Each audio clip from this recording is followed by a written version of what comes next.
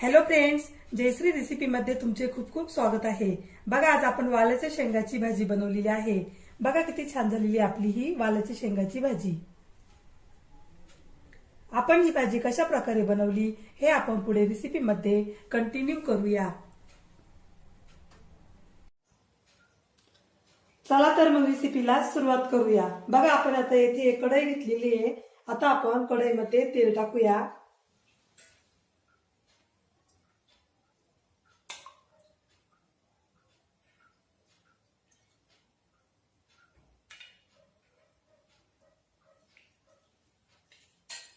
आता आपलं तेल गरम होत आहे।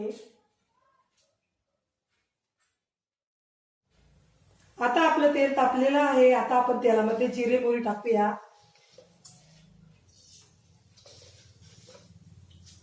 लसणाच्या पाकळ्या,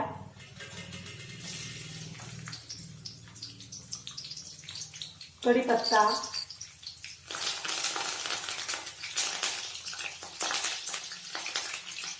जिरे पावडर, लाल तिखट, हळद, मीठ,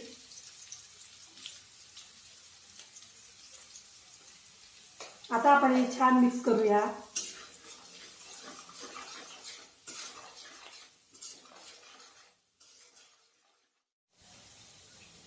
आता आपण या मिश्रणामध्ये स्वच्छ धुवून घेतलेल्या वालाच्या शेंगा टाकूया।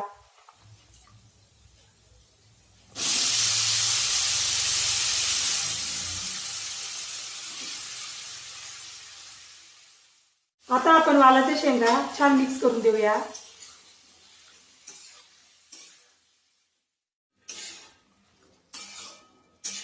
आता आपण कढईवर झाकण ठेवूया।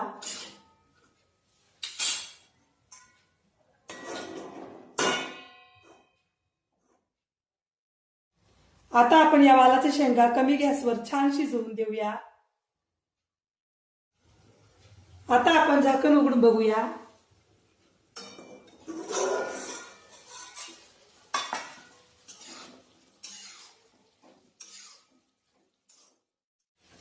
येथे आपण वालाच्या शेंगा बनवण्यासाठी काय काय साहित्य घेतलंय, त्याचे किती किती प्रमाणे हे सर्व मी डिस्क्रिप्शन बॉक्स मध्ये दिलेलं आहे, तेथे जाऊन तुम्ही बघू शकता।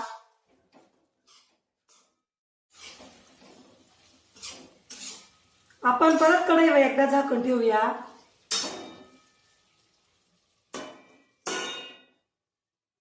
आता आपण झाकण उघडून बघूया।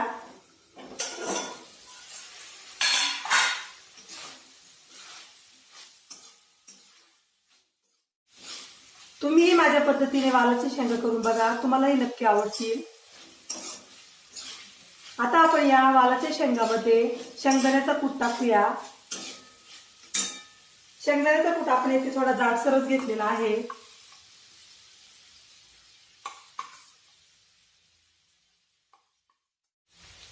कोथिंबीर टाकूया।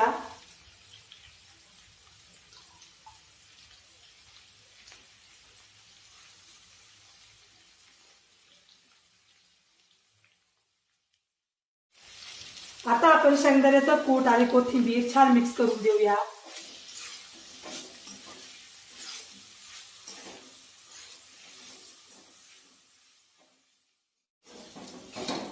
आपण वालाच्या शेंगा 2 मिनिटांसाठी छान शिजवून देऊया। आपण या वालाच्या शेंगासाठी पाण्याचा वापर बिलकुल केलेला नाहीये। या वालाच्या शेंगा वाफेवरच खूप छान शिजतात। आता आपल्या वालाची शेंगा छान शिजलेल्या आहे। आता आपण गॅस बंद करूया।